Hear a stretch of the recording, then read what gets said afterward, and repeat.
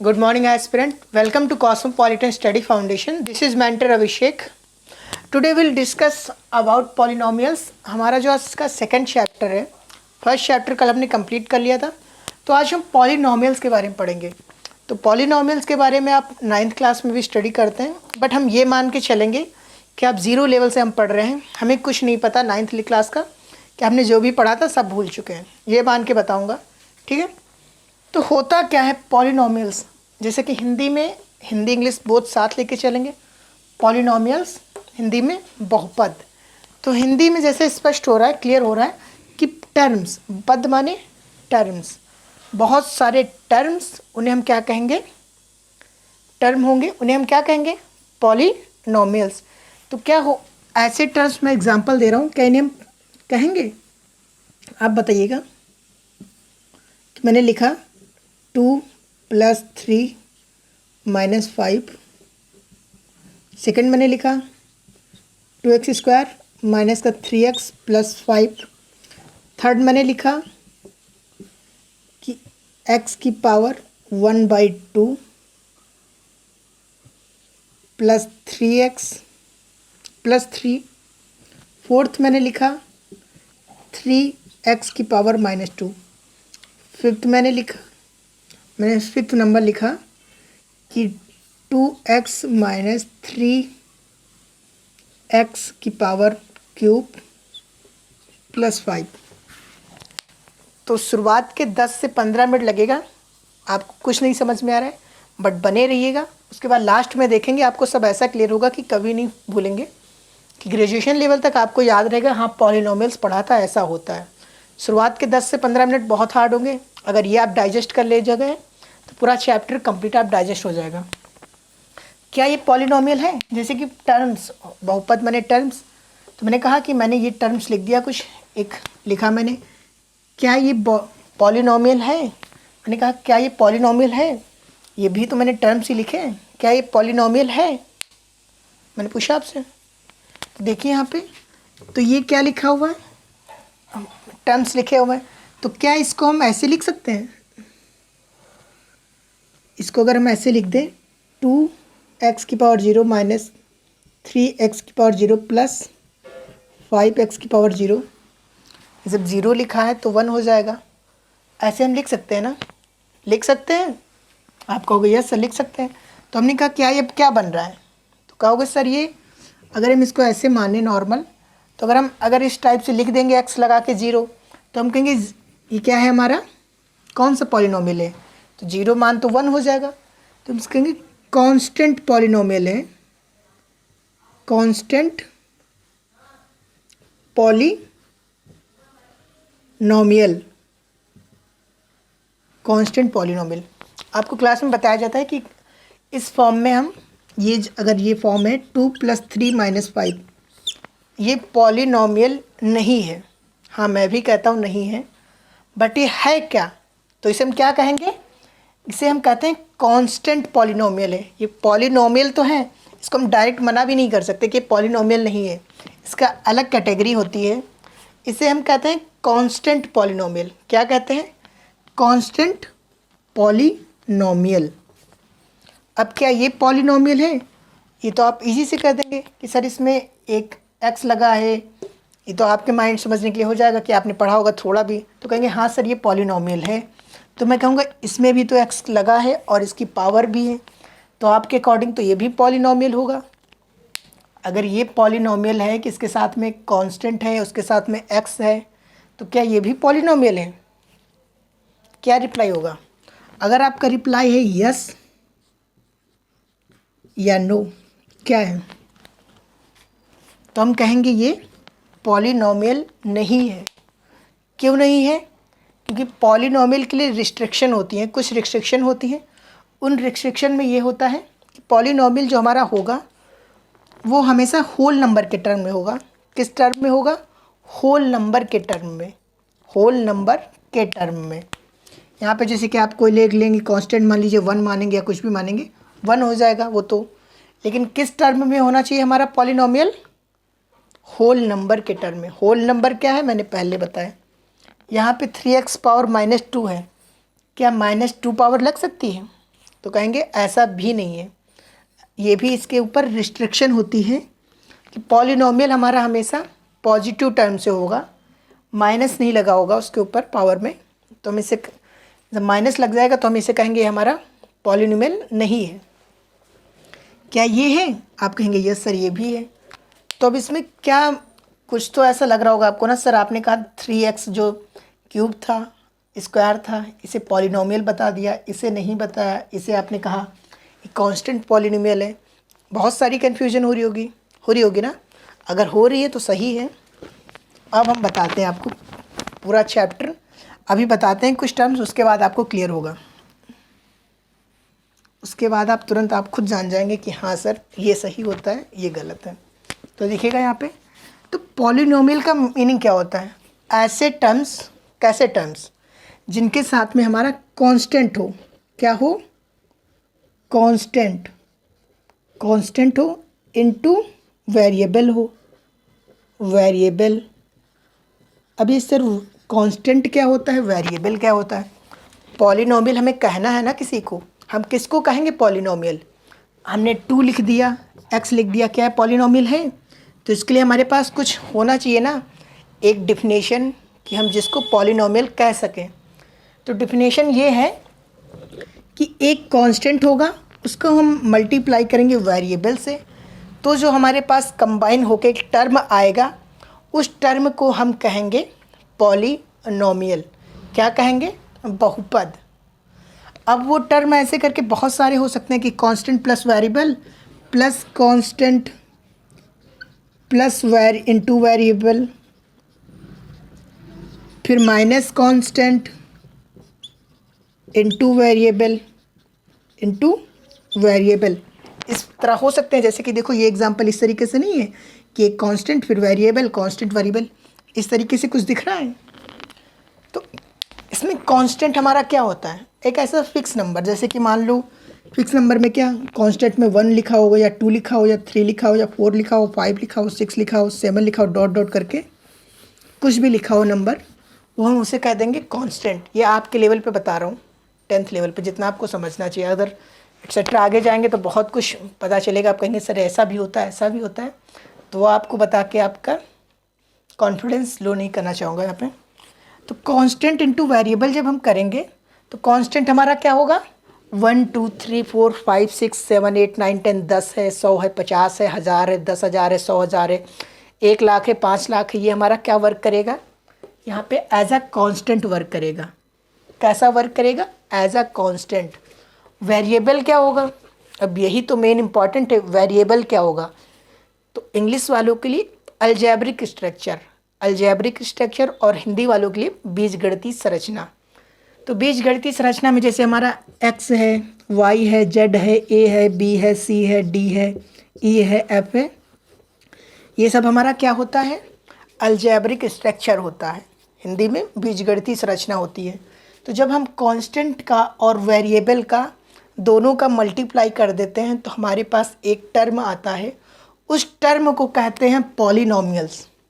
तो जब हम कांस्टेंट को और वेरिएबल को, कैसे वेरिएबल को? अलजेब्रिक स्ट्रक्चर वेरिएबल को जब हम मल्टीप्लाई करते हैं तो हमारे पास एक टर्म आता है। अब उस टर्म में हम ऐड करके दूसरा टर्म, तीसरा टर्म लिखते जा सकते हैं, उसे हम कहते हैं पॉलिनोमियल। क्या कहेंगे? पॉलिनोमियल। जैसे कि इसके ऊपर एग्जांपल लिख देता हूँ। देखो एग्जांपल ऐसे, जैसे कि मान लो हमारा ये था कांस्टेंट, ये क्या है? 7 कांस्टेंट है। एक वेरिएबल हमने b ले लिया, हम b ले रहे हैं, 7 टू b कर दिया बराबर 7b हो गया। ये क्या है? क्या है? ये पॉलिनोमियल है। क्या है? पॉलिनोमियल है। ये पॉलिनोमियल इसे कहेंगे। तो पॉलिनोमियल किसे कहेंगे? जब कांस्टेंट इनटू वेरिएबल का हम मल्टीप्लाई करेंगे और मल्टीप्लाई में वेरिएबल जो हमारे पास होगा अलजेब्रिक स्ट्रक्चर होगा। ये कांस्टेंट कुछ भी हो सकता है, 7 8 9 10 अंडर रूट में वैल्यू कुछ भी हो सकता है, उसे हम कहेंगे पॉलिनोमियल। तो पॉलिनोमियल, अब इस टाइप से पता चल गया ना आपको कि जब हमारे पास जब कांस्टेंट इनटू वेरिएबल का हम मल्टीप्लाई करेंगे तो हमारे पास पॉलिनोमियल आएगा। तो इसमें आप समझ जाएंगे, हाँ सर ये देखिए कांस्टेंट है, ये वेरिएबल है, ये हो गया पॉलिनोमियल। बट सर ये आपने क्यों कहा कि ये पॉलिनोमियल नहीं है? ये मैंने क्यों कहा? क्योंकि पॉलिनोमियल के लिए यहाँ पे एक दो रजिस्ट्रेशन होती है, दो या कुछ आगे भी हो सकती हैं, वो आपको इतना नहीं कि ये कभी नेगेटिव नहीं होगा। ये होल नंबर में एक तो शो होगा, होल नंबर क्या है मैंने बताया है। और दूसरा ये नेगेटिव टर्म्स में नहीं, पॉजिटिव पावर होगी, नेगेटिव पावर नहीं होगी। ये जो घात लगी हुई है, हिंदी में कहते हैं घात, पावर नेगेटिव नहीं होगी, नहीं होगी। ठीक है, ये क्लियर हुआ? तो जब ये नेगेटिव है तो हमने इसे कह दिया ये हमारा पॉलिनोमियल नहीं है। ये हमने देखा कि कभी ये होल नंबर में, ये हमेशा होल नंबर में होगा। ये क्या है? ये रेशनल भी हो सकता है, इरेशनल भी हो सकता है। हमने कहा सर ये हम इसे कह देंगे नहीं है, क्योंकि ये होल नंबर में हमको दिखना चाहिए, बिल्कुल होल नंबर में, सिंपल इंटीजर टाइप से। ये हमने कहा ये सर है, ये नहीं है। ये हमने क्या कहा? नहीं है। और जैसे हमने कहा नहीं है, तुरंत हम क्या हो गए? रॉन्ग हो गए। रॉन्ग क्यों हो गए? ये है तो सर, ये पॉलिनोमियल है, बट इसकी एक अलग कैटेगरी है। अलग कैटेगरी क्या? कांस्टेंट पॉलिनोमियल, जिसको हम इस कैटेगरीज में नहीं रखते, अलग कर देते हैं, तो इसे कहते हैं कांस्टेंट पॉलिनोमियल। आई होप इतना क्लियर हुआ होगा। ठीक है,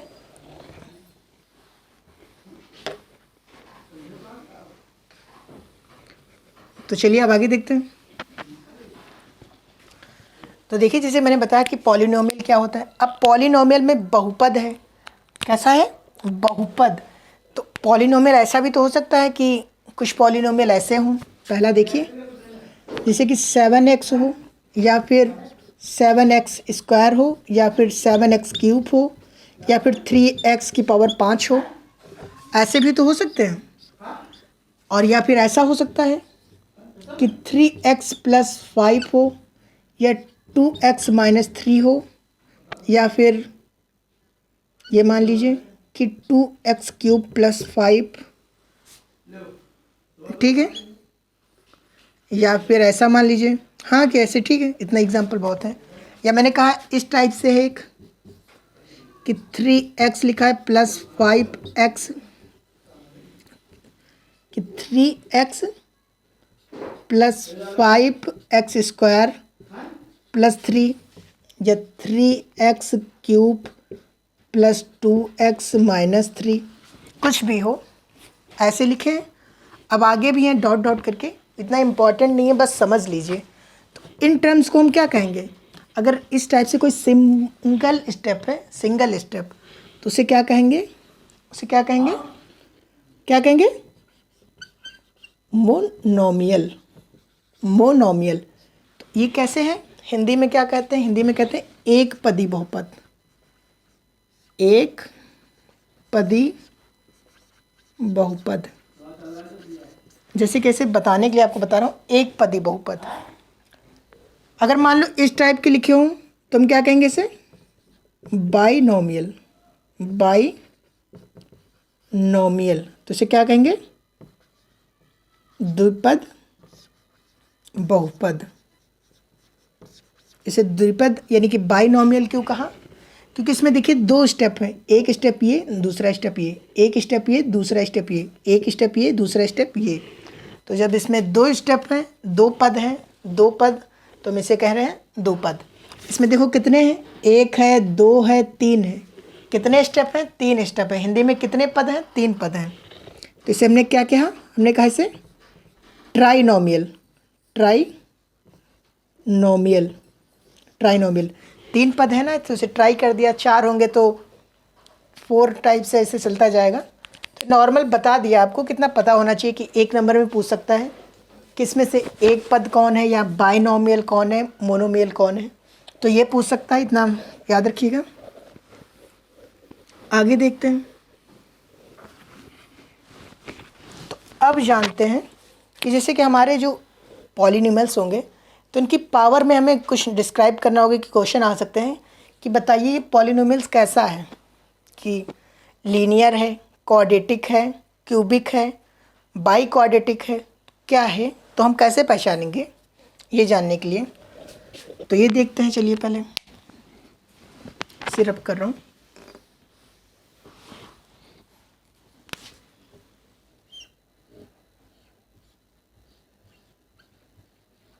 power of polynomial, polynomial, power of polynomial, जैसे कि इसे घात कर, हिंदी में क्या कहेंगे, घात। ठीक है, तो जैसे कि सपोज दैट हमारे पास कुछ टर्म स्टेप लिखे हैं, एक ये लिखा, दूसरा, तीसरा, चौथा, 4 स्टेप लिखूंगा। जैसे मैंने ये लिखा 2x minus 3 plus 5x, 1 second मैंने लिखा 2x minus 4 plus 5x cube, मैंने तीसरा लिखा कि मान लो 4x माइनस का 3x क्यूब प्लस 4, एक चौथा लिखा मैंने 3x minus 4 plus 5x plus 6x की पावर 4। 4 ही स्टेप तक समझाना है, आगे फिर बढ़ता जाएगा तो उसे हम कह सकते हैं, जैसे कि हेक्सा होता है 6 के लिए, टेट्रा होता है, ऐसे हम करते जाते हैं। तो नॉर्मली देखिएगा इसमें जो सबसे ज़्यादा वेरिएबल इसमें कहाँ कहाँ पे है। पहले तो देखिए वेरिएबल कहाँ कहाँ पे, कहेंगे सर एक ये वेरिएबल है और एक ये वेरिएबल है। कितने वेरिएबल हैं, 2 वेरिएबल हैं। हमने कहा 2 वेरिएबल में किसकी पावर सबसे बड़ी है, पावर घात किसकी सबसे ज़्यादा है। आप कहेंगे सर दोनों की घात क्या है, सेम है। हमने कहा दोनों की घात सेम है। हमने कहा हाँ, हमने कहा तो दोनों में से कोई भी ले लो, जब दोनों सेम है तो कोई भी ले लो। हमने कहा कितनी है, हमने कहा सर 1 है। तो हमने कहा हमारे पास पॉलिनोमियल जो होगा, पॉलिनोमियल स्ट्रक्चर ये जो है, इसमें जो हमारे पास वेरिएबल होता है, अलजेब्रिक वेरिएबल, जो x इसमें वेरिएबल है, y भी हो सकता है, z भी हो सकता है, a भी हो सकता है, b भी हो सकता है, उसकी सबसे जो मैक्सिमम पावर होगी, सबसे बड़ी घात जो होगी, उस घात के अकॉर्डिंग हम उसको नाम देंगे। जो सबसे बड़ी घात होगी, पावर होगी, उसके अकॉर्डिंग हम अपनी पॉलिनोमियल जो हमारे पास होगा स्ट्रक्चर, उसको हम उसके अकॉर्डिंग नाम देंगे। तो इसमें सबसे बड़ी घात कौन सी है x की, आपने कहा सर दोनों सेम है और दोनों की घात जो है 1 है। क्या है घात, 1। तो हमने कहा जब अगर कोई हमारे पास पॉलिनोमियल स्ट्रक्चर हो, उसकी घात 1 हो, तो उसे क्या कहेंगे, उसे हम कहेंगे लीनियर पॉलिनोमियल। कैसा कहेंगे, linear, linear polynomial, linear, Hindi में कहते हैं रेखिक, हिंदी में रेखिक। ठीक है, तो मैंने कहा अब इसमें देखो, तो आपने कहा सर इसमें देखें तो 2 जगह पे है हमारे पास वेरिएबल, एक यहाँ पे, एक यहाँ पे। हमने कहा इसमें सबसे बड़ी पावर कौन सी है, आपने कहा सर सबसे बड़ी पावर तो 2 है यहाँ पे। हमने कहा अच्छा 2 है, हमने कहा तो 2 को यहाँ पे हम किसको लेंगे, तो आपने कहा सर जो सबसे बड़ी पावर होती है हम उसके अकॉर्डिंग नाम देते हैं। हमने कहा तो सबसे बड़ी पावर 2 है, तो इसको नाम क्या दोगे, तो आपने कहा सर इसको नाम देंगे हम क्वाड्रेटिक। जो 2 होती है तो उसे नाम देते हैं quadratic polynomial, quadratic polynomial. Hindi में क्या कहते हैं, हिंदी में कहते हैं द्विघात, द्विघात कहते हैं शायद हिंदी में। हमने कहा अच्छा चलो नेक्स्ट देखो, इसमें देखा आपने कहा सर इसमें 1 है और इसमें 2 है, और इसमें ये जो सर 2 जगह पे वेरिएबल है, और सबसे बड़ी पावर जो है, सबसे बड़ी घात 3 है। हमने कहा अगर आपको कहीं 3 दिख जाए कि सबसे बड़ी घात कितनी है, 3 है, तो उस पॉलिनोमियल स्ट्रक्चर को क्या नाम दोगे, तो आपने कहा सर उसको नाम देंगे हम क्यूबिक पॉलिनोमियल। कितना है, क्यूब मतलब क्या होता है, क्यूब होता है ना, किसी चीज़ का क्यूब करते हो तो 3 बार मल्टीप्लाई करते हो, 3 बार की, जैसे कि 2 का क्यूब करना है तो क्या करते हो, 2 इंटू 2 इंटू 2, 3 बार करते हो तो कितना हो जाता है, 8 हो जाता है।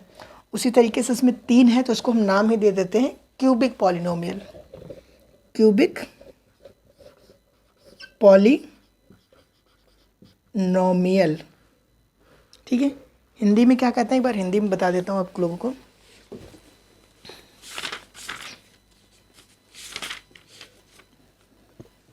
हिंदी में कहते हैं त्रिघात। त्रिघात, त्रिघात बहुपद, ठीक है। हिंदी में कहते हैं इसको द्विघात, इसको कहते हैं त्रिघात। हमने कहा अच्छा मान लो कहीं पे अगर तुमको सबसे बड़ी पावर 4 मिल जाए, देखो यहाँ पे सबसे बड़ी पावर क्या है, वेरिएबल देखो कहाँ कहाँ है। आपने कहा सर 3 जगह वेरिएबल है, और 3 जगह वेरिएबल में सबसे बड़ी जो पावर है वेरिएबल की 4 है। कितनी है? 4। हमने कहा तो इसको नाम क्या दोगे, तो आपने कहा सर इसको नाम देंगे by quadratic. By quadratic, by quadratic polynomials. हमने कहा ओके। आपने कहा सर इसकी नीड क्या पड़ेगी, हमने कहा आपसे नॉर्मल आपसे एक नंबर में पूछ लेगा कि इक्वेशन दे देगा, 3-4 इक्वेशन है इस टाइप की, उसमें कहेगा कि क्वाड्रेटिक कौन सी है, या क्यूबिक कौन सी है, या बाई क्वाड्रेटिक कौन सी है, या लीनियर कौन सी है। तो उसमें आपको ये बताना होगा कौन सा है। एक नंबर में ऐसे क्वेश्चन पूछ लेता है। और आपके पास अंडरस्टैंडिंग भी होनी चाहिए कि नॉर्मली आपको कोई शो करके पूछ ले कौन सी ये पॉलिनोमियल है तो बता सकें। और दूसरी बात मेरा एम था यहाँ पे बताने का कि अभी हम नेक्स्ट चैप्टर जब 4th चैप्टर करेंगे तो उसमें हम क्वाड्रेटिक इक्वेशन पढ़ते हैं। ये नोट कर लिया होगा, आई होप मैं रफ कर रहा हूँ।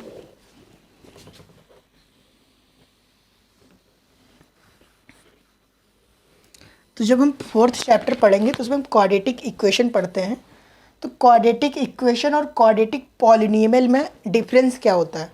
बहुत बच्चे कंफ्यूज रहते हैं कि ये जो लिखा है 2x - 4 प्लस का 5x², इसको हम ऐसे भी तो लिख सकते हैं, इसको अगर चाहें तो 5x² प्लस का 2x माइनस का 4 ऐसे लिख सकते हैं। आपने कहा हाँ सर, हमने कहा इसको चेंज ही तो कर रहे हैं, इसको हमने पहले लिख दिया, प्लस का था तो कोई फ़र्क तो पड़ेगा नहीं,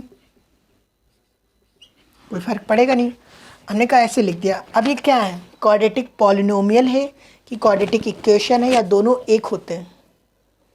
दोनों एक होते हैं कि दोनों अलग अलग होते हैं, या दोनों चीज़ें ये क्वाड्रेटिक पॉलिनोमियल है या क्वाड्रेटिक इक्वेशन है।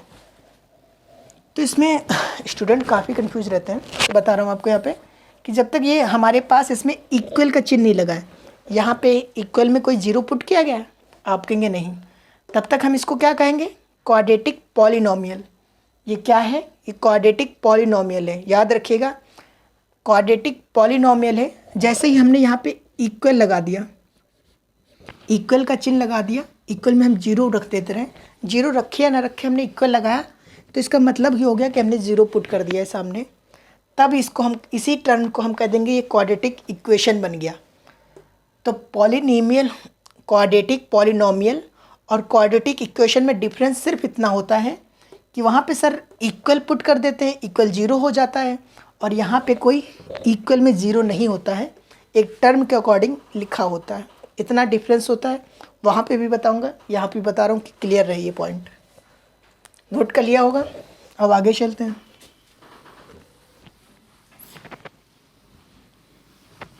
अब एक नेक्स्ट कॉन्सेप्ट जो हमारा आता है कि सर एक इसमें दे रखा है कि पॉलिनोमियल ऑफ ज़ीरोज़, देखेंगे बुक में, यहाँ पे geometric meaning of zeros of polynomial है। तो geometric meaning of zeros of polynomial, तो डायरेक्ट मैं आपको बता दूं geometric meaning of zeros of polynomial. अगर डायरेक्ट बता दूं तो अंडरस्टैंड तो होगा नहीं, क्योंकि ज़ीरोस ऑफ जो पॉलिनोमियल है वो आप 9th स्टैंडर्ड में पढ़ के आए, बट यहाँ पे आपको रिकॉल कराना ज़रूरी है, अदरवाइज़ मे भी हो सकता है कि कुछ स्टूडेंट को क्लियर ना हो कि पिछली बार इतना ना पढ़ा हो, तो इस बार उनको कन्फ्यूजन हो, दिक्कत हो। तो जो हमारा कॉन्सेप्ट होता है ज़ीरोस ऑफ पॉलिनोमियल वो बता देता हूँ। उसके बाद geometric of zeros of polynomial में रिलेशन क्या होता है वो बता दूंगा। उसके बाद फिर हम चलेंगे एक्सरसाइज पे। एक्सरसाइज में आपकी जो एनसीईआरटी की बुक उठाते हैं, एक दूसरी बुक में सिर्फ 6 स्ट्रक्चर दिया है, उसमें हमसे क्या पूछा है, पॉलिनोमियल ऑफ ज़ीरोस ही पूछा है। क्या पूछा है, पॉलिनोमियल ऑफ ज़ीरोस, तो वो बता देंगे। और एक दूसरी बुक है मेरे पास, ये जो दूसरी बुक है बालाजी की, इसमें क्वेश्चन थोड़े अलग से दे रखे हैं और अच्छे स्टैंडर्ड के क्वेश्चन हैं, ये आ भी सकते हैं बिकॉज ये देखिए आपके पेपर में आए हुए हैं। आप देखेंगे तो ये 2019-20 यूपी बोर्ड का है और एनसीईआरटी में भी कई बार यानी कि स्टेट बोर्ड सेंट्रल बोर्ड में भी आए क्वेश्चन इसमें के। तो इसके जो क्वेश्चन है वो भी बता दूंगा, कुछ क्वेश्चन बताने पड़ेंगे, सेम आप समझ जाएंगे। तो पहले क्वाड्रेटिक, पहले जीरोज ऑफ पॉलिनोमियल क्या होता है ये बताता हूँ। Okay,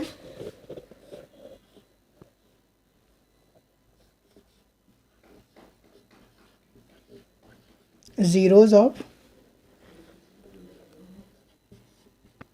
polynomial.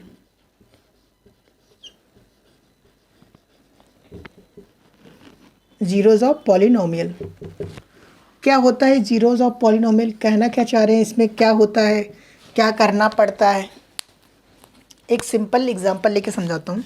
जैसे सपोज दैट मान लो कि हमारे पास कोई ये इक्वेशन दे रखी है कि y is equal to Y बराबर 2x माइनस 4, ये आपके पास दे दिया 2x माइनस 4, तो 2 ठीक है, 2 उधर जाएगा 4, हाँ ठीक है, इसी को लेकर एग्जाम्पल समझाते हैं। तो हमने कहा कि y बराबर 2x माइनस 4 कोई दे दिया। तो काफ़ी स्टूडेंट एक थिंग में और कंफ्यूज रहते हैं, छोटी छोटी आपकी जो कन्फ्यूज़न है वो मुझे पता है, बिकॉज हमने भी झेला है वो चीज़। तो जो स्टूडेंट को होती है, तो एक कन्फ्यूज़न जो होती है बच्चों को, सर यहाँ पे कभी आप y रख देते हैं, और अगर मैं आगे स्टेप में कह दूँ कि f(x) बराबर 2x माइनस 4, ऐसे में लिख दूँ f(x) बराबर 2x माइनस 4, तो कुछ स्टूडेंट कहेंगे सर ये कभी आप y रखते हैं, कभी आप f(x) रखते हैं, क्यों, ऐसा क्यों? अभी तो आपने y रखा था, अभी f(x) कहाँ से आ गया, कहाँ से आया? तो इसका कुछ मीनिंग नहीं होता। ये y आप कहीं भी क्वेश्चन में, ये जो y होता है, y बराबर होता है f(x), दोनों सेम है। अब कहीं आप y रखो या f(x) रखो, कोई फ़र्क नहीं पड़ता।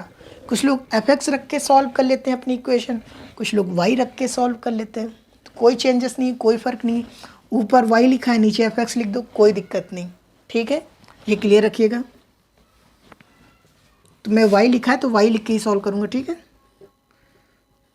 तो जैसे कि आपने 9th स्टैंडर्ड में एक तरीका जो सीखा था आपने, जैसे कि अगर ये क्वेश्चन सॉल्व करनी होती थी कैसे करते थे, ऐसे आप लाइन खींचते थे और इसमें से ये करते थे, फिर यहाँ पे यूँ, यहाँ पे x रखते थे, यहाँ पे y रखते थे, ऐसे करते थे। फिर एक बार x बराबर 0 रखोगे तो y बराबर क्या आएगा, y बराबर कितना आएगा? अगर x बराबर 0 रख दो तो y बराबर -4। हमने कहा अब एक बार x बराबर हमने 0 रखा ना, x बराबर 0 रखा तो y बराबर कितना आया, -4 आया। अब हमने कहा एक बार y बराबर 0 रख दो, तो y बराबर 0 रखोगे तो क्या आएगा, देखो y बराबर यहाँ पे 0 रखोगे तो 2x माइनस 4 बराबर हो गया। अब ये जो 4 है इधर जाएगा, आगे ले स्टेप में ये इधर जाएगा तो इक्वल हो जाएगा, 4 बराबर 2x हो गया। ये देखिए 4 बराबर 2x हो गया, तो 2 से 4 डायरेक्ट काट सकते हैं, तो x बराबर कितना हो जाएगा, x बराबर 2 हो जाएगा। तो हमने कहा अगर एक बार y बराबर 0 रख दो तो x बराबर 2 आ जाएगा, आ जाएगा। आपने कहा हाँ, ये मैं थोड़ा आगे का बता रहा हूँ, एक सेकंड, चलिए यही बता देते हैं, कोई दिक्कत नहीं। तो हमने कहा x की जो आप वैल्यू ऐसे भी फाइंड कर सकते हो, ये आपने कब सीखा था, 9th क्लास में सीखा था, 9th में सीखा था। एक लाइन खींच रहा हूँ ऐसे, ये आपने वैल्यू निकालना कैसे सीखा था, ऐसे वैल्यू निकालना 9th में सीखा था। अब हमने कहा आप डायरेक्ट ऐसे करो कि y बराबर कोई इक्वेशन आपके पास दे रखी है 2x माइनस 4, ये दे रखा है।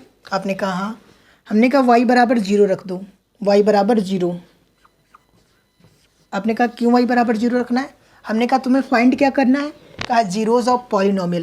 तो हमने कहा जीरोज़ ऑफ पॉलिनोमियल फाइंड करना है। तो जीरोज़ ऑफ पॉलिनोमियल होता क्या है, होता क्या है? तो हमने कहा पहले देखो y बराबर 0 रखोगे तो क्या होगा, तो यहाँ पे अगले स्टेप में हम ऐसे लिख सकते हैं, इसका मतलब है अगला स्टेप, ठीक है। तो 2x माइनस 4 बराबर 0 हुआ। जब हमने y बराबर 0 रखा, इसको हम इधर कर दिया, 0 लिख सकते हैं। आपने कहा हाँ, हमने कहा अगले स्टेप में इसको 2x बराबर जो ये -4 है इसको इस साइड ले आएंगे, 4 हो जाएगा। आपने कहा हाँ, हमने कहा नेक्स्ट स्टेप में x बराबर 4/2 कर सकते हैं नीचे लाके। आपने कहा, हमने कहा फिर काट दोगे तो कितना आ जाएगा, आपने कहा x बराबर 2 आ जाएगा। हमने कहा ये जो 2 आया है इसे ही कहते हैं ज़ीरोज़ ऑफ पॉलिनोमियल। इसे क्या कहते हैं, ज़ीरोज़ ऑफ पॉलिनोमियल। तो इसका मतलब क्या हुआ, इसका मतलब है, इंग्लिश में लिख रहा हूँ, आप लोग फिर हिंदी में बता दूंगा। The value of x, the value of x eight विच, जहाँ पर जो हमारा एक टर्म या इक्वेशन टाइप में दे रखा है ये y इक्वल बराबर 0 हो जाए, इसको पुट करने पे 0 हो जाए, विल बिकम 0 कॉल्ड, उस वैल्यू को हम क्या कहेंगे, उस वैल्यू को कहेंगे called zeros of polynomial. Polynomial आपने कहा कि ये सर वैल्यू 2x बराबर 2 रखेंगे यहाँ पे हो जाएगा, हम चेक कर लेते हैं ना पहले कि हो भी जाएगा नहीं हो जाएगा। तो हमने कहा चलो इसको यहाँ पे रख रहे हैं, इधर सॉर्ट कर रहा हूँ, यहाँ पे देखिएगा। तो हमने कहा x बराबर जो हमने 2 निकाला है इसको चलो यहाँ रख के देख लेते हैं। तो y बराबर जब 2 रखेंगे 2 इंटू 2 माइनस का 4 होगा। तो अगले स्टेप में जब 2 बराबर 4 हो जाएगा, 4 माइनस 4 0 हो जाएगा ना, तो y बराबर 0 हो जाएगा। क्योंकि जब ये 2 आया है, ये 2 यहाँ पे रखोगे तो 2 दूना 4 हो जाएगा, 2 2 जा 4 और 4 माइनस 4 0, तो y बराबर 0। तो द वैल्यू ऑफ x, जो हमारे पास ये x है, x की ऐसी वैल्यू जिसका मान रखने पर इक्वेशन में y बराबर 0 हो जाए, उस वैल्यू को हम कहते हैं ज़ीरोज़ ऑफ पॉलिनोमियल। क्या कहते हैं, ज़ीरोज़ ऑफ पॉलिनोमियल। अब आपसे क्वेश्चन ये भी पूछ सकता है कि जो वैल्यू है हमारे पास, वैल्यू ऑफ पॉलिनोमियल्स बताइए। क्या बोल देगा कि वैल्यू ऑफ पॉलिनोमियल बताइए। तो इसमें कुछ स्टूडेंट जो करते हैं और कुछ टीचर जो बताते हैं वो भी बता देता हूँ कि वो क्या करेंगे कि यहाँ पे जो हमारा x है, x को वो k बता देते हैं, कहते हैं कि x की जगह पे k पुट कर दो। ये जो हमारा x है, x बराबर k, एक मिनट रुकिएगा, इसमें वो बताते क्या हैं, वो कहेंगे कि x बराबर जो हमारे पास वैल्यू है, x बराबर जो हमारा ये हमने इक्वेशन में रखा है, जहाँ जहाँ पे x है वहाँ पे k पुट कर दो, वहाँ क्या कर दो, k पुट कर दो। और उसके बाद जैसे मैंने प्रोसेस किया है ऐसे सेम प्रोसेस करके x की जो हमारा x की जगह पे हमने k रखा होगा उसकी वैल्यू फाइंड कर लो, और जो वो वैल्यू आएगी उसको हम कहेंगे कि वैल्यू ऑफ पॉलिनोमियल। तो आपको एक स्टेप रुकिएगा, बताता हूँ कंप्लीट। जैसे कि आपसे पूछ लेगा क्वेश्चन में कि वैल्यू ऑफ पॉलिनोमियल बताइए, वैल्यू ऑफ पॉलिनोमियल, पॉलिनोमियल अगर ये क्वेश्चन आता है तो कुछ सर जो आपके टीचर बताते हैं कि जहाँ जहाँ पे x है वहाँ पे k रख दो। तो जहाँ जहाँ पे x है वहाँ पे k रख दिया, यहाँ पे आपने k रखा, यहाँ पे आपने k रखा, यहाँ पे आपने k रखा, और लास्ट में ये जो वैल्यू आई यहाँ पे आपने k रखा। और जो ये वैल्यू आई है इसको कहते हैं वैल्यू ऑफ पॉलिनोमियल। तो वैल्यू ऑफ x की जो होती है उसी वैल्यू को वो वैल्यू ऑफ पॉलिनोमियल कह देते हैं जब हमें वैल्यू फाइंड करनी होती है। तो हम कर क्या रहे हैं, वो सिर्फ आपकी एक समझ के लिए बताते हैं कि आपको समझ आ जाए कि हम वैल्यू किसकी फाइंड कर रहे हैं। जो इक्वेशन में हमारा x दे रखा था, हम उसी की वैल्यू को तो हम बता रहे हैं वैल्यू ऑफ पॉलिनोमियल। तो उसकी जगह पे हम चाहें तो k ना पुट करें, डायरेक्ट x जो हमारा आ रहा है उसको हम कह दें कि दैट जो वैल्यू हमारे पास आई है इसको हम कहेंगे वैल्यू ऑफ पॉलिनोमियल। बट वो आपकी एक अंडरस्टैंडिंग के लिए वहाँ पे k पुट करवा देते हैं कि आप समझ सकें कि कुछ चेंज लगे आपको, इसलिए। ठीक है, तो आप डायरेक्ट भी फाइंड कर सकते हैं x की वैल्यू और उस वैल्यू को कह देंगे कि that is value of polynomial. तो गलत नहीं होगा, कोई कट नहीं कर सकता है। ठीक है, तो हमने यहाँ पे दो कॉन्सेप्ट आपको बताए, ज़ीरोज़ ऑफ पॉलिनोमियल और वैल्यूज़ ऑफ पॉलिनोमियल। तो अब बताता हूँ जो आपके एक्सरसाइज में दे रखा है, एक्सरसाइज में नहीं एग्जाम्पल में, कॉन्सेप्ट की ज्योमेट्रिकल जो रिलेशनशिप है विथ ज़ीरोज़ ऑफ पॉलिनोमियल वो क्या है वो भी बता देता हूँ। ठीक है, तो देखिए 9th क्लास में जो आप करते थे, मैं सो ये करना चाहता था कि 9th क्लास में हम ऐसे वैल्यू निकाल लेते थे और यहाँ पे हम ऐसे वैल्यू निकाल लेंगे कि हमने डायरेक्ट अपना पॉलिनोमियल डायरेक्ट निकाल लिया, 9th में ऐसे निकाल लेते थे। तो ये चेक करने का मीडियम भी यूज़ कर सकते हैं आप, ठीक है। और अब जो हमें एक स्ट्रक्चर शो करना है, जो हमारे पास ज्योमेट्रिक स्ट्रक्चर दिखाना है with the help of polynomial, उसमें भी हम इसकी हेल्प लेंगे, तो इसलिए आपको बताना जरूरी समझा।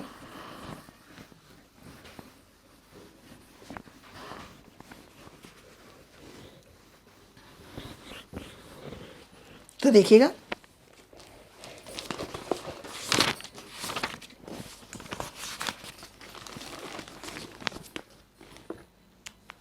जो आपको यहाँ पे बताया गया आपके कोर्स में,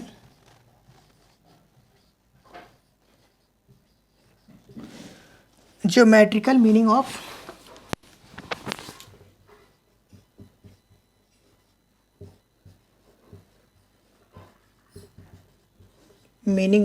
geometrical meaning of zeros of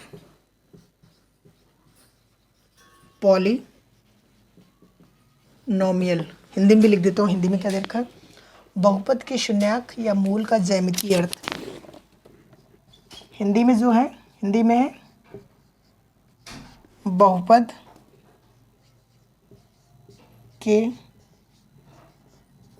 शून्यांक या मूल का ज्यामितीय अर्थ, ज्यामितीय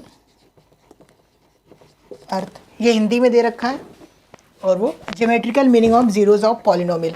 तो है क्या, इसमें कुछ नहीं है चेंजेस है, सिर्फ हमें क्या करना है, जो हमारे पास पॉलिनोमियल होता है, इसको मैं कोई ऐसा नहीं बताना चाहूँगा कि हुआ है, कुछ नहीं है ऐसा। नॉर्मल हम जो अपनी हमारे पास पॉलिनोमियल होता है उसे सॉल्व करते हैं, उसके बाद हम ज्योमेट्रिकल स्ट्रक्चर की सहायता से ग्राफ पे प्लांट कर देते हैं।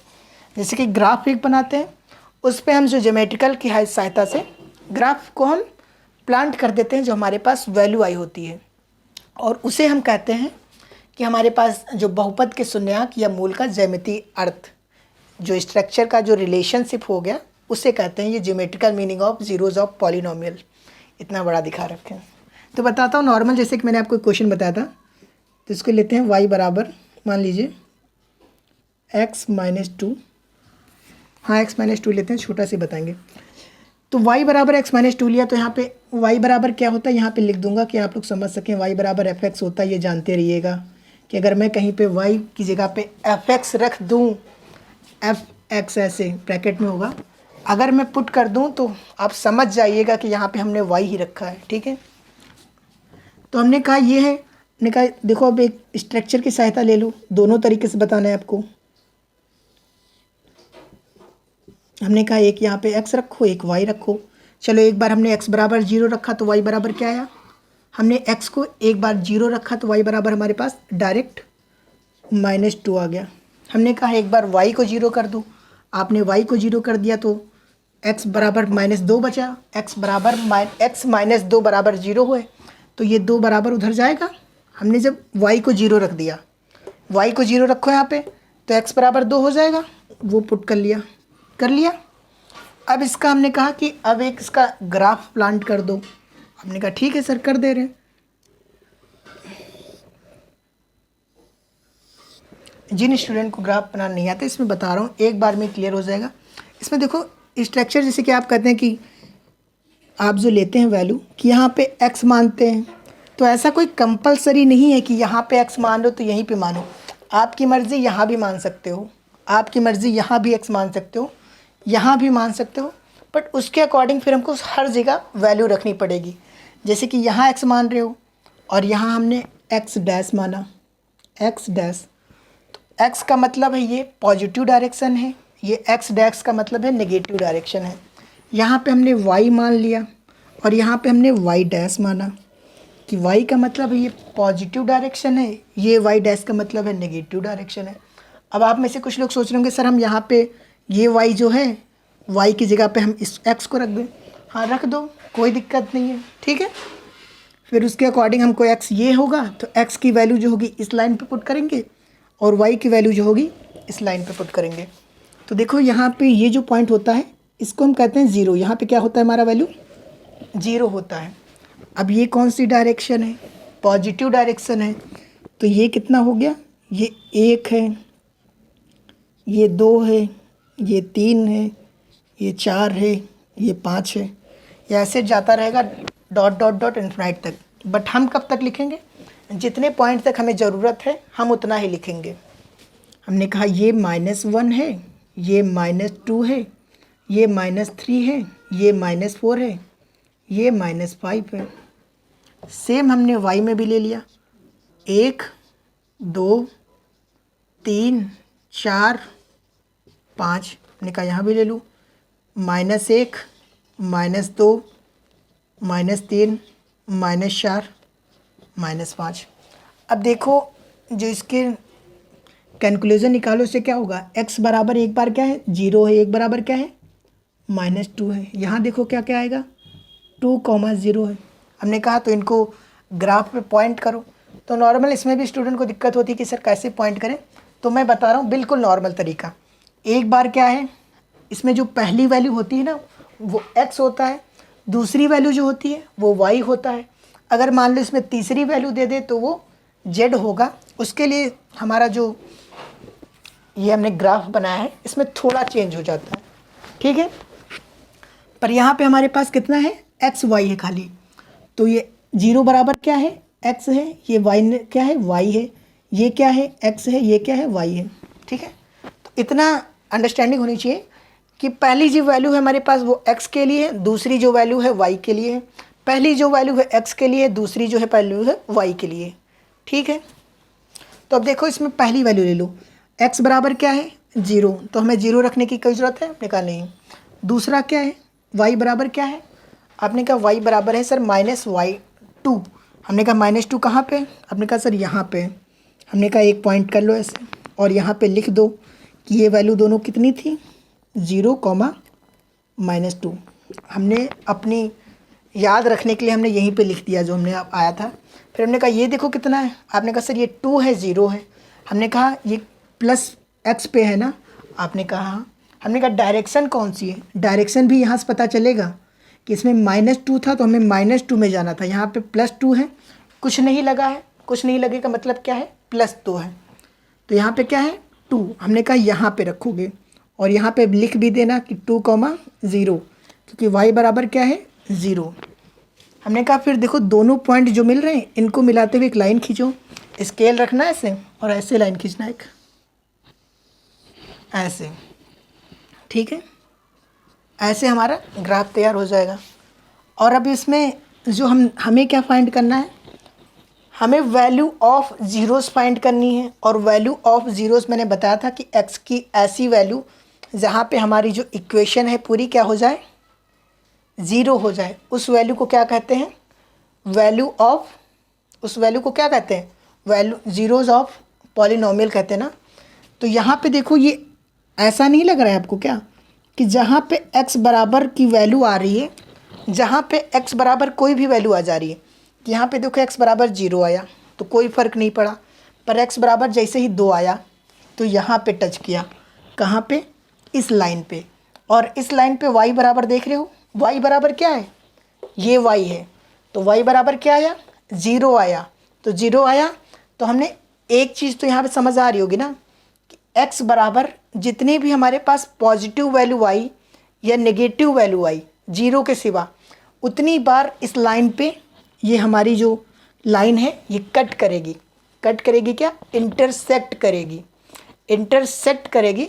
और जितनी बार इंटरसेक्ट करेगी लाइन उतनी बार हमारा y क्या हो जाएगा 0 हो जाएगा। y क्यों 0 हो जाएगा, क्योंकि यहाँ पे देखो ये कौन सी डायरेक्शन में जा रहे हो। आपसे मैंने पूछा ये देखो ये क्या लिखा है, आपने कहा सर ये 2 है और 0 है। हमने कहा 2 किस डायरेक्शन में है और कहाँ पे है, आपने कहा सर 2 जो है पॉजिटिव डायरेक्शन में है, ये पॉजिटिव डायरेक्शन में है और पॉजिटिव डायरेक्शन में है। और यहाँ पे हमने कहा y बराबर क्या है, आपने कहा 0 है। हमने कहा 0 का मतलब क्या है, आपने कहा सर 0 का मतलब है ये यहाँ पे है, तो यहाँ पे है, कोई ग्राफ नहीं बन रहा है कि यानी कि हम इसको यहीं पे पुट कर देंगे। हमने कहा तो कंक्लूज़न यहाँ से एक निकल रहा है कि हमारे पास अगर कोई इक्वेशन दे रखी है इस फॉर्म में, उससे हम x की जितनी वैल्यू निकाल पाएंगे, x की यहाँ पे एक वैल्यू आई है क्योंकि यहाँ पे ज़ीरो, यहाँ पे ज़ीरो, हमारे पास पॉजिटिव या नेगेटिव जितनी वैल्यू आ जाए x की, उतनी जगह उतने हमारे पास पॉलिनोमियल ऑफ ज़ीरोज़ होंगे। तो हमसे क्वेश्चन पूछा जाता है कि हमें बताइए कि इस इक्वेशन में या कोई ग्राफ देके, जब इस चीज़ से समझ पा रहे हो कि अगर ये ग्राफ में इसमें कितने ज़ीरो हैं, ज़ीरो कितने हैं, इसमें ज़ीरो कितने हैं, तो कहोगे सर एक ज़ीरो है।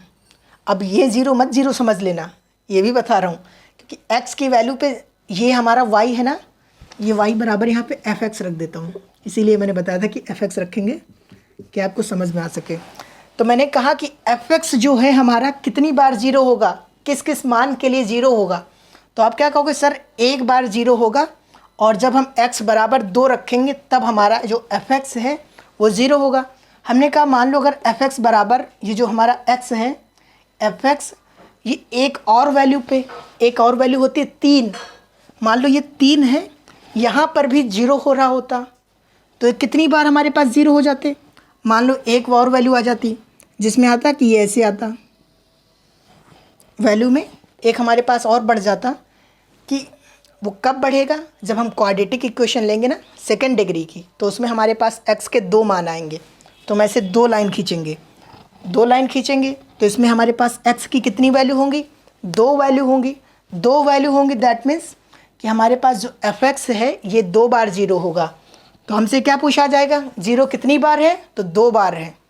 तो समझाना आपको, यही कंक्लूज़न यहाँ पे ये निकल रहा है कि हमारे पास कोई इक्वेशन या कोई पॉलिनोमियल स्ट्रक्चर दे रखा है, उसमें x के जितनी वैल्यू आएंगी, x के जितने मान होंगे पॉजिटिव या नेगेटिव कोई भी हो, जितने मान होंगे हमारे पास, और उन मानों पे ये हमारा जो इक्वेशन है ज़ीरो बन जाएगा, उतने हम कहेंगे कि हमारे पॉलिनोमियल ऑफ ज़ीरोज़ हैं। आपसे पूछेगा कितने पॉलिनोमियल ऑफ ज़ीरोज़ हैं, हम कहेंगे जितने हमारे बन जा रहे हैं, हम चेक करेंगे तो उतने हम बता देंगे कि पॉलिनोमियल ऑफ ज़ीरोज़ हैं।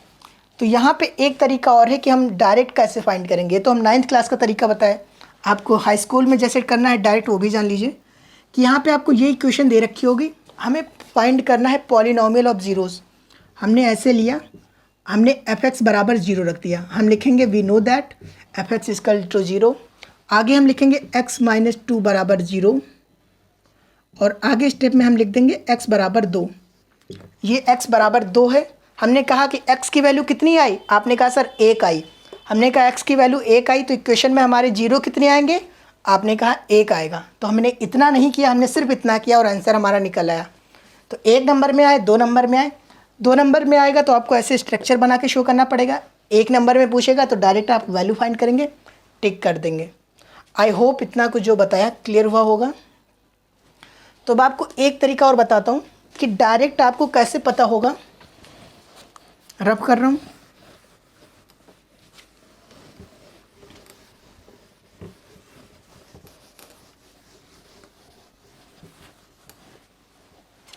मान लो हमें एग्जामिनर ने कोई इक्वेशन दे दी, इक्वेशन मान लो, पहली इक्वेशन मानो ये है कि x प्लस 5, दूसरी इक्वेशन मानो ये है कि x प्लस 3, तीसरी इक्वेशन ये है x square plus 5x plus 3। हमने कहा चौथी इक्वेशन मानो, हमने कहा सर चौथी इक्वेशन मान लिया x cube plus 5x plus 3। हमने कहा पाँचवीं इक्वेशन मानो, आपने कहा सर पाँचवीं मान लिया एक्स की पावर 5, एक्स की पावर 5 प्लस 10x प्लस 5। हमने कहा और कुछ मान लो चाहो तो तुम, आपने कहा सर मान ले रहे हैं कि x की पावर 100 है प्लस 10x है प्लस 3 है। हमने कहा ठीक है। अब एग्जामिनर इतने क्वेश्चन आपको दे दे और पूछे इसमें बताओ कि पॉलिनोमियल ऑफ ज़ीरोज़ कितने होंगे, तो सबसे शॉर्ट तरीका बता रहा हूँ फाइंड करने का। यहाँ पे देखो x की पावर कितनी है, आप कहोगे सर x की घात, पावर घात, x की घात 1 है। हमने कहा पॉलिनोमियल ऑफ ज़ीरोज़ 1 होगा। हमने कहा यहाँ पे देखो x की घात कितनी है, आपने कहा सर यहाँ भी 1 है। हमने कहा पॉलिनोमियल ऑफ ज़ीरोज़ 1 होगा। हमने कहा यहाँ पे कितनी है, आपने कहा सर यहाँ पे 2 है, तो हमने कहा पॉलिनोमियल ऑफ ज़ीरोज़ भी होंगे 2 होंगे।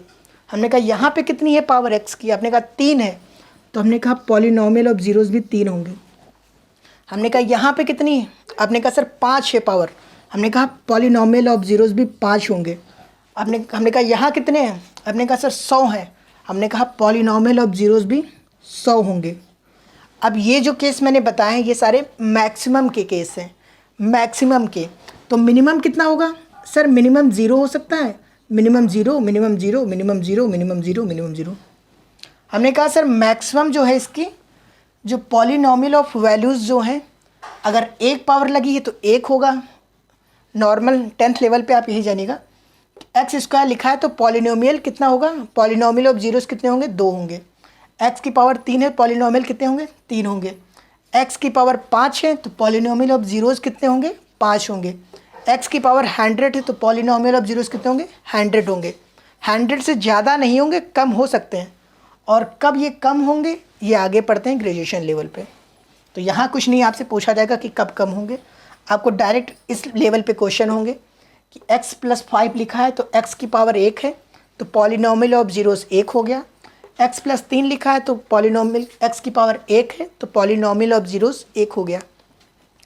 सबसे हमारे पास जो वेरिएबल होगा, वेरिएबल की सबसे मैक्सिमम पावर, मैक्सिमम घात, सबसे बड़ी घात, जितनी बड़ी घात है जितनी भी है उतने ही उसके पॉलिनोमियल ऑफ जीरोस होंगे, यानी कि शून्य होंगे। शून्य जो हिंदी में कहते हैं बहुपद शून्य कितने होंगे, तो बहुपद शून्य इतने होंगे जितने हमारे x की सबसे बड़ी घात होगी।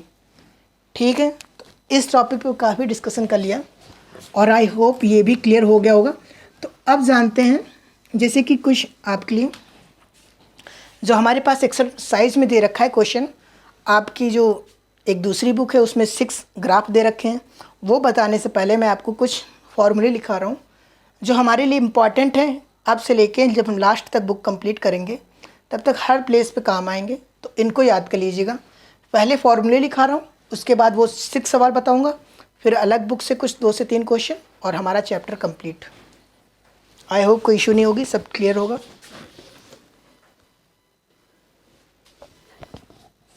हाँ ठीक है, तो देखो आपको जो फॉर्मूले लिखा रहा हूँ ये काफ़ी मोस्ट इंपॉर्टेंट है। मैंने उस लेवल तक ही रखा है जो आपके हाई स्कूल लेवल पे आएंगे।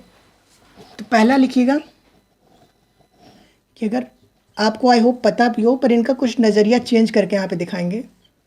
तो x + 2 का होल स्क्वायर क्या होता है, x + 2 फॉर्म में लिख रहा हूँ, ये बताइए। तो x + y फॉर्म में लिखते हैं, बट आपको आई होप इस फॉर्म में ज़्यादा समझ आता है, या आप बताइए। तो आपकी बुक में भी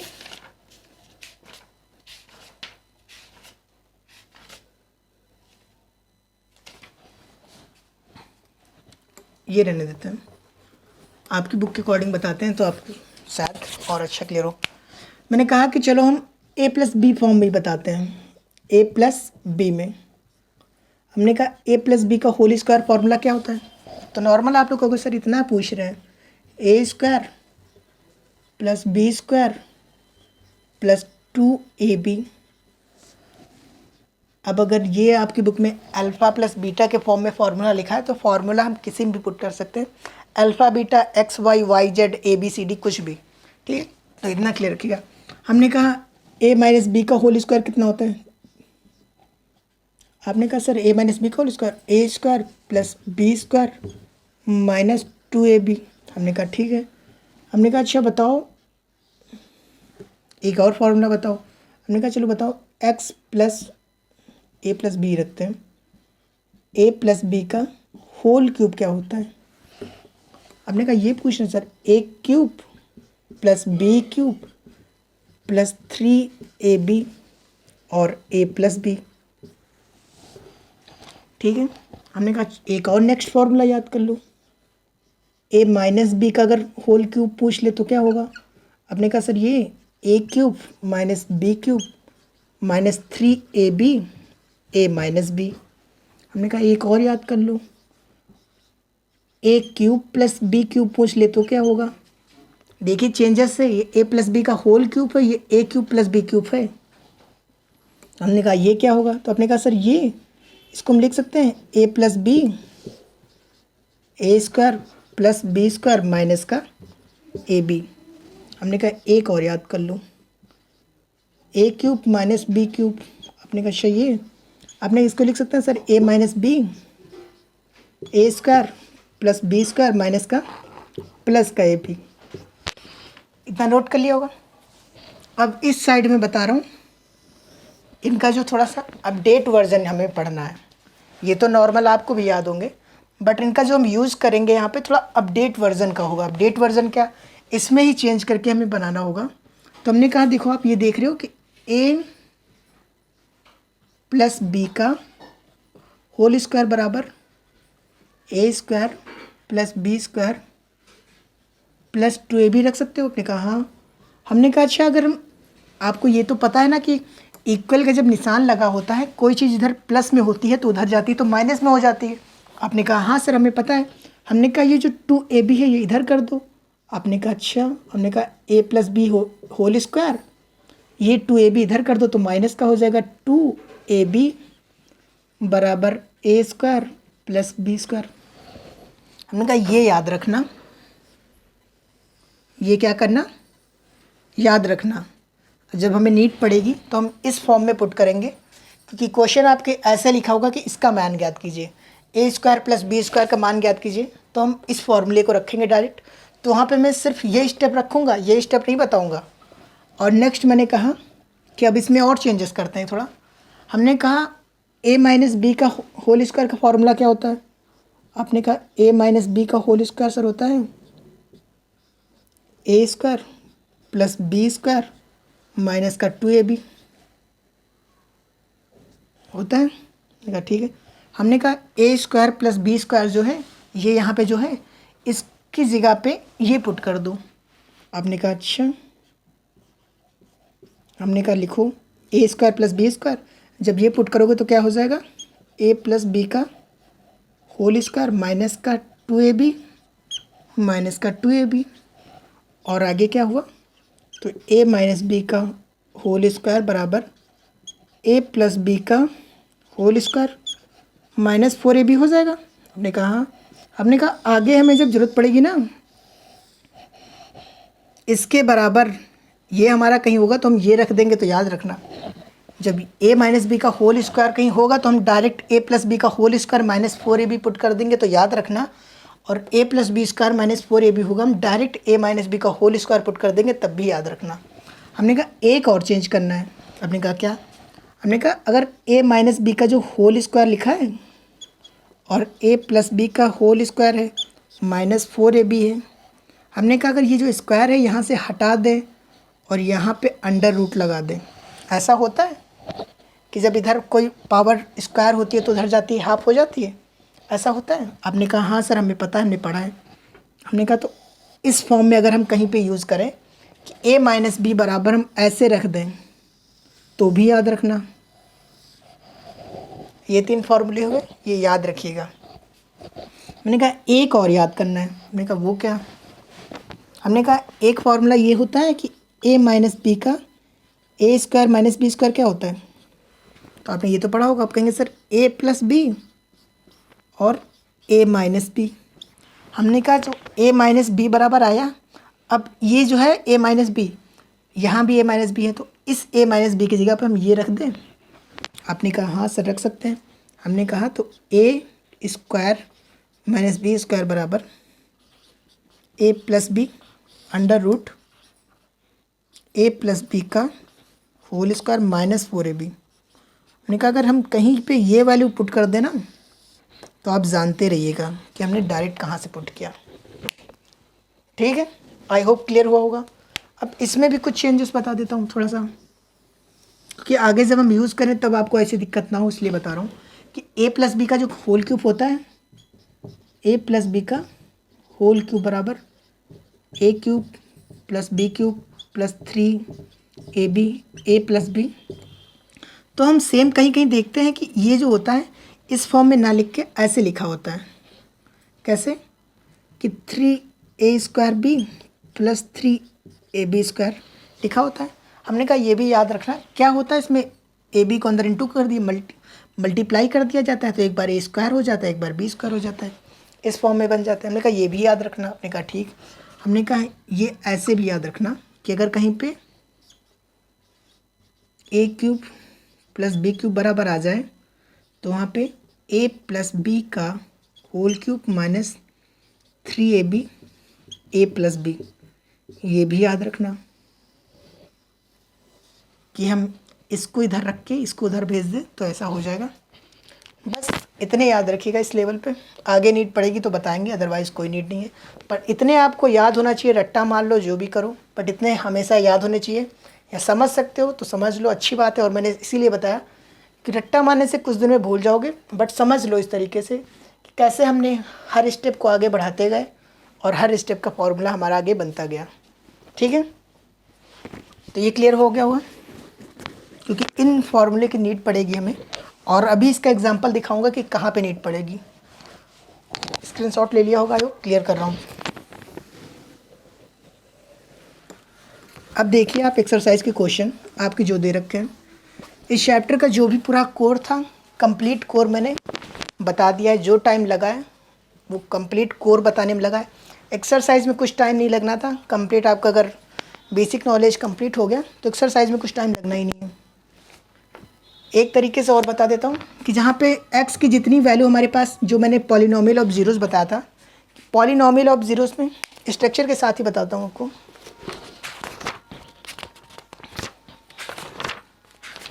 आपकी जो एक्सरसाइज दे रखा है उसमें 6 फिगर है, 6 ग्राफ हैं।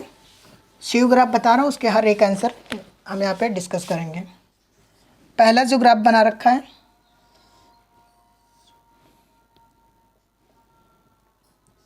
y dash y x x dash, और ये दे रखा है। इसमें हमसे पूछा है कि पॉलिनोमियल ऑफ ज़ीरोज़ कितने हैं, इस ग्राफ से बताना है। ठीक है, दूसरा जो है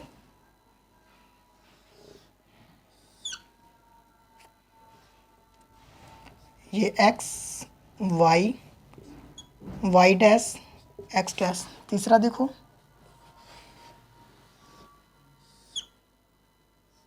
x x dash y y dash. मैंने कहा इसको देखो ऐसे, ठीक है। चौथा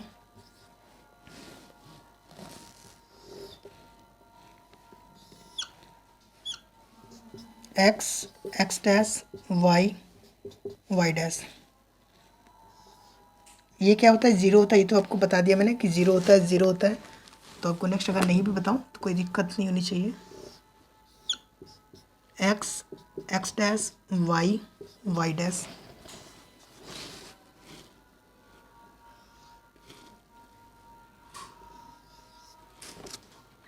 ठीक है, अब 6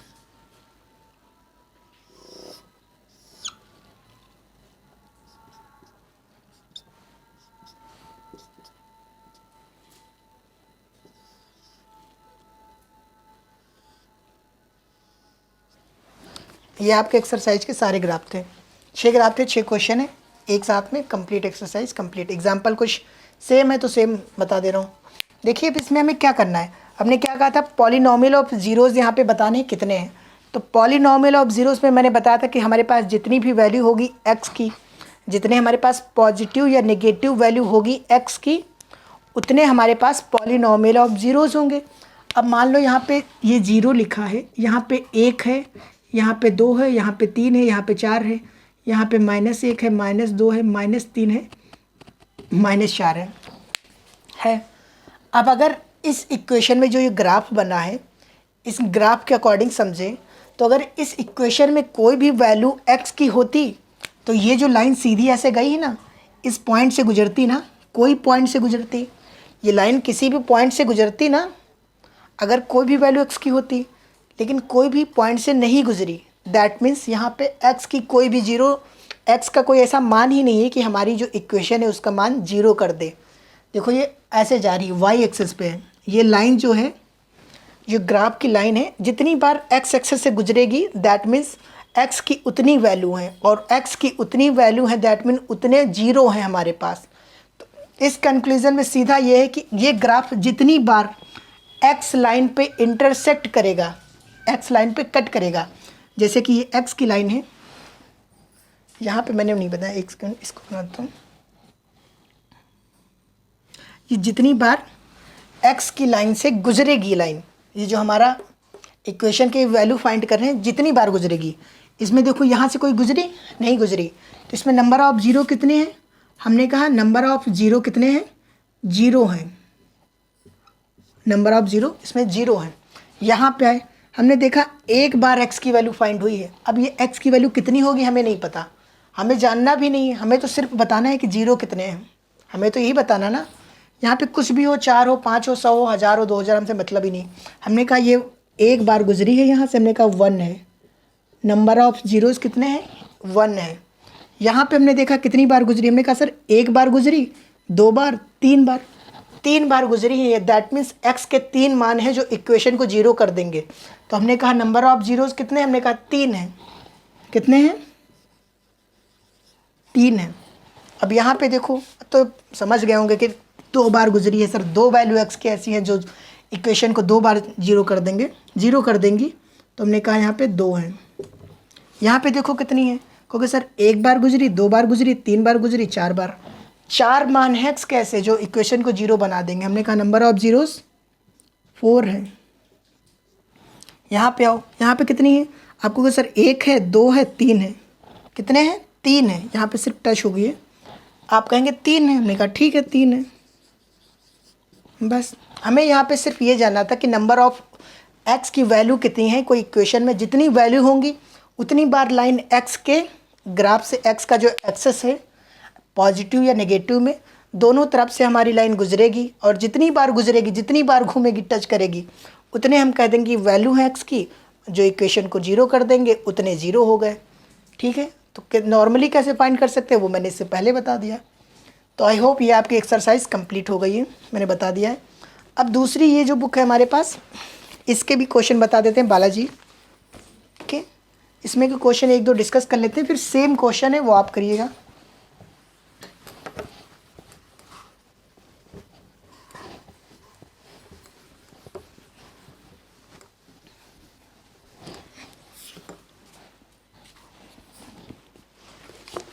इस बुक को देखेंगे, इसमें क्वेश्चन जो हमारे पास मिलते हैं, मैंने जो आपको बताया, देखिए सेम क्वेश्चन इस टॉपिक पे दे रखा है।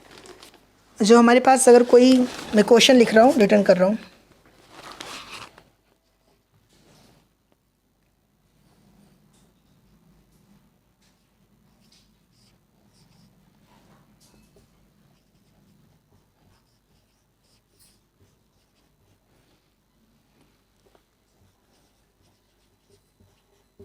बहुपद मूल है।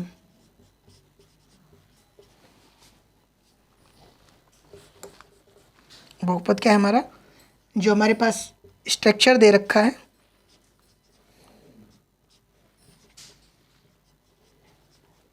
मूल है, तब मान ज्ञात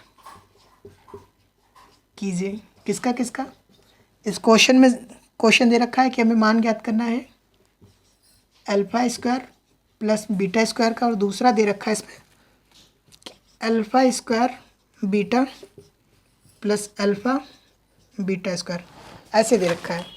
हमने कहा ठीक है, और इस टाइप के क्वेश्चन आपके काफ़ी पूछे जाते हैं बोर्ड के एग्ज़ाम में, काफ़ी क्वेश्चन आते हैं।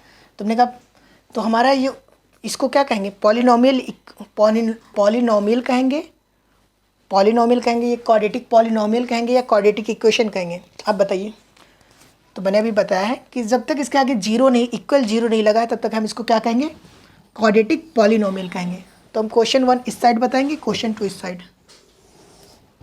पहले क्वेश्चन 1 देखिए, तो क्वाड्रेटिक पॉलिनोमियल है, तो क्वाड्रेटिक पॉलिनोमियल के हमें क्या है, मूल है। मूल का मतलब जब हम कहते हैं इसके मूल, हम इससे कहते हैं कि जब हमारे इसके रूट हिंदी में देख के मुझे भी, जो हमारे पास रूट है, ये हमारे पास जो पॉलिनोमियल दे रखा है क्वाड्रेटिक पॉलिनोमियल, इसके जो रूट है, रूट जो हमारे पास है, रूट का हमारे पास जो रूट फाइंड करेंगे, और रूट से हमें फाइंड नहीं करना है, रूट है इसके, तो रूट से हमें फाइंड करना है, ये स्ट्रक्चर फाइंड करना है। तो हमें नीड नहीं है कि हम इसके रूट फाइंड करें, और रूट हमें करना भी नहीं। तो एक थिंग और याद रखिएगा कि क्वाड्रेटिक हम इक्वेशन में तो पढ़ेंगे ही, यहाँ पे बता रहा हूँ, उसके बाद रब कर दूंगा पहले जानिएगा कि हमारे पास जब कोई क्वाड्रेटिक फॉर्म में होती है, कोई पॉलिनोमियल स्ट्रक्चर हो या क्वाड्रेटिक इक्वेशन हो, तो उसमें हमारे पास जब अल्फ़ा बीटा दे रखा होगा, दो हमारे पास रूट दे रखे होंगे, तो रूट जब हमें निकालना होगा, अल्फ़ा और बीटा हमारे पास रूट है और हमारी जो क्वाड्रेटिक पॉलिनोमियल है या क्वाड्रेटिक इक्वेशन है किस फॉर्म में है, ax² plus B X plus C, इस फॉर्म में है कि देखो a हमारा 2 हो गया, b हमारा 3 हो गया, c हमारा 5 हो गया और ये x क्या है, इस टर्म में। तो अगर हमें बोलेगा कि हमारे पास इसके ये रूट है, तो एडिशन ऑफ रूट क्या होता है, एडिशन ऑफ रूट, जो हमारे पास ये रूट दे रखे हैं इन दो का एडिशन क्या होता है, एडिशन ऑफ रूट, जो हिंदी में कहते हैं मूलों का योगफल, हिंदी में कहते हैं मूलों का योगफल, और इंग्लिश में एडिशन ऑफ रूट क्या होता है। तो याद रखिएगा एडिशन ऑफ रूट निकालने के लिए और मल्टीप्लिकेशन ऑफ रूट, मल्टीप्लिकेशन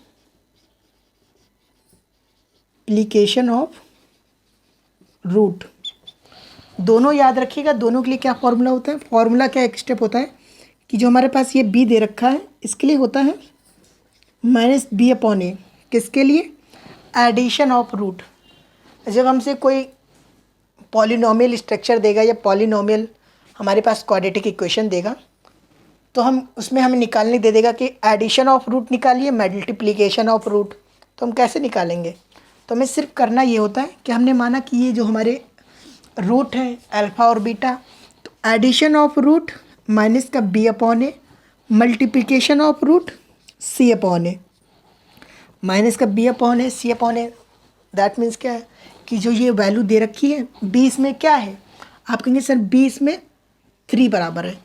कभी आपको कन्फ्यूज़न हो कि इसमें सर b क्या है, तो सीधे ये इक्वेशन लिखना है, ऐसे इक्वेशन लिखना और दोनों को कंपेयर कर लेना कि c क्या है 5 है, b क्या है 3 है, a क्या है 2 है। पर कंपेरिजन करते वक्त एक चीज़ ध्यान रखना, यहाँ पे प्लस का b है, प्लस का b, यहाँ पे माइनस का 3 है, तो b बराबर क्या होगा, तो कहोगे -3। यहाँ पे निकालो, जैसे कि ये क्वेश्चन में मैंने कहा निकालो a बराबर क्या है, आपने कहा 2, हमने कहा b बराबर निकालो, आप क्या कहोगे, ये -3 है तो -3 और c बराबर 5। अब हमने कहा ठीक है, तो जब भी हमें एडिशन ऑफ रूट निकालना होगा तो माइनस का b/a, मल्टीप्लिकेशन ऑफ रूट निकालना होगा c/a, इस फॉर्म में लिखते हैं। अब यहाँ पे आगे आपको क्वेश्चन बताता हूँ, ठीक है, रब कर रहा हूँ इसको। तो यहाँ पे हम पहले क्या निकालते हैं, हमें इस फॉर्म में निकालना है। हमारे सामने तो क्वेश्चन आ जाएगा कि ऐसे दे रखा होगा, इसका मान ज्ञात करो। अब अगर हमने प्रैक्टिस नहीं की, हमें पता नहीं, तो हम तो कंफ्यूज हो जाएंगे, सर ये क्या दे रखा है और क्या पूछ रहा है। तो नॉर्मल हम करेंगे क्या, पहले हम कहेंगे सर हम जानते हैं, वी नो दैट, हम क्या जानते हैं, जो हमारे पास मूल दे रखे हैं, जो रूट है, एडिशन ऑफ रूट, हमने कहा अल्फ़ा और प्लस बीटा का जो एडिशन ऑफ रूट होता है -b/a होता है। क्या होता है, -b/a, बराबर एक माइनस पहले से है और एक माइनस यहाँ लगा है, तो माइनस माइनस प्लस हो जाएगा ना। तो आपने कहा सर 3/2, a कितना है 2 है। हमने कहा तो मल्टीप्लिकेशन ऑफ रूट भी जानते होगे, आपने कहा हाँ sir, alpha into beta multiplication कर दो। तो आपने कहा सर मल्टीप्लिकेशन ऑफ रूट क्या होता है, हमने कहा c/a होता है, बराबर c कितना है 5 है, a कितना है 2 है। ये निकाल लिया, हमने कहा हाँ हमने निकाल लिया। अभी क्वेश्चन को रब कर रहा हूँ, अभी पहले वो देखिए उसके बाद ये बताएंगे, ठीक। निकाल लिया, आपने कहा हाँ निकाल लिया। हमने कहा ये तो इस फॉर्म में तो है नहीं, अब इसको कुछ चेंज करके ऐसे लाओ कि या फिर इसको वैसे ले जाओ। आपने कहा हाँ, हमने कहा अभी फॉर्मूला मैंने बताया था ना, आपने कहा कौन सा, हमने बताया था ना कि a + b बराबर स्क्वायर बराबर a² प्लस का b² प्लस का 2ab, और अगर इसको हम लिखना चाहें तो a + b का होल स्क्वायर माइनस का 2ab बराबर a² प्लस का b² लिख सकते हैं। आपने कहा हाँ सर बताया था, हमने कहा उसी का तो यूज़ करना है अब यहाँ पे, ये क्या दे रखा है, ये ए और बी की जगह पे खाली अल्फ़ा स्क्वायर बीटा स्क्वायर आ गया, है तो सेम। हमने कहा हाँ, हमने कहा बस इसी फॉर्म में रख दो। अब इसको जब ऐसे रखोगे अल्फ़ा प्लस बीटा स्क्वायर,